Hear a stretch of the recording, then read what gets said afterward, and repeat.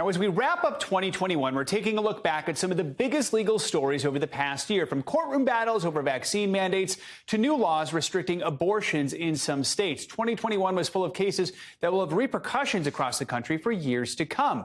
Here to help us break down some of these high-profile cases is our NBC News legal analyst, Danny Cevallos. Danny, good to have you with us on this one.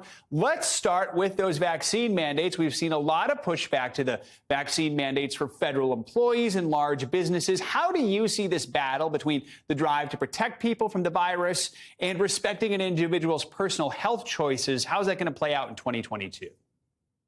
There is litigation everywhere over vaccine mandates. But in the long run, if you're going to place a bet on the government. Historically and traditionally, the courts have upheld the government's ability to impose vaccine mandates dating back over 100 years ago to mandating a smallpox vaccine. And admittedly, it was only for a $150 fine today, $5 then. But in reality, in modern times, look for the government to retain its power to impose vaccine mandates, although you may have some dissension within the courts until a final decision is rendered by the Supreme Court. Now, Danny, the legal fallout from the January 6th insurrection has also been a major storyline throughout the entire year. Where do things stand in terms of those who were charged with crimes in the wake of the insurrection, and also with the ongoing investigation into former President Trump and really just the broader investigation into what happened on January 6th? There are so many defendants who are charged with storming the Capitol in varying degrees because everyone did different kinds of bad things. Some people just walked in, looked around and left, which is bad.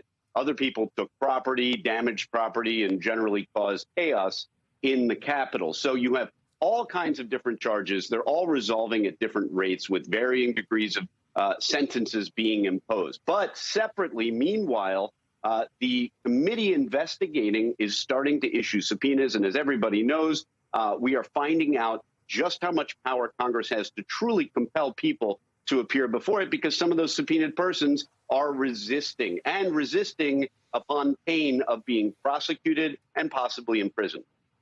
Danny, the legality of abortions has been a major issue this year, especially after states like Texas and Mississippi passed laws restricting women's access to abortion. We know this is before the Supreme Court right now. So how much of a threat do these laws pose to Roe v. Wade as we head into 2022? Pro-lifers realized strategically that now is the best Supreme Court for their chance to challenge and possibly overturn Roe v. Wade and Planned Parenthood v. Casey, which is the real case that controls today.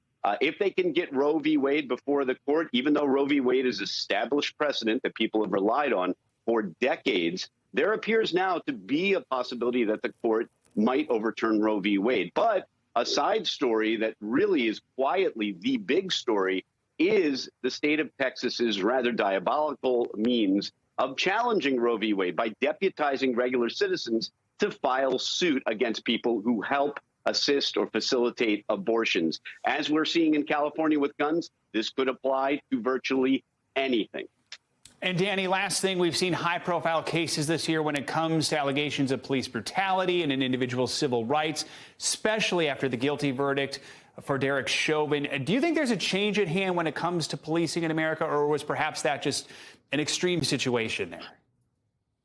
Of course. I mean, over the last couple decades, we've seen a marked change in the view or understanding of how police use force and police-citizen encounters, which has been assisted by the advent of police body cameras and dash cameras, and the fact that every one of us is carrying a recording device on our person. So now we're seeing what really happens during these police-citizen encounters, and it has literally and figuratively shined a light on these practices. All right, Danny Cevallos, thanks so much for your perspective and expertise on all these stories throughout the year. Much more to come in 2022. Thanks for watching our YouTube channel. Follow today's top stories and breaking news by downloading the NBC News app.